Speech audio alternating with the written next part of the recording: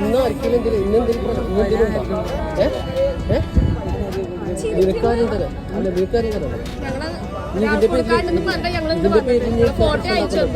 ഇതിന്റെ പേര് ഇനി പ്രശ്നം ഉണ്ടാക്കണ്ട.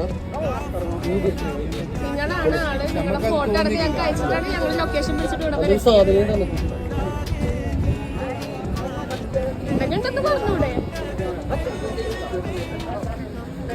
ഇന്നെന്തേലും ഉണ്ടോ? ഇന്നെന്തേലും ഉണ്ടോ? എന്തെങ്കിലും പ്രത്യേകത ഉണ്ടോ?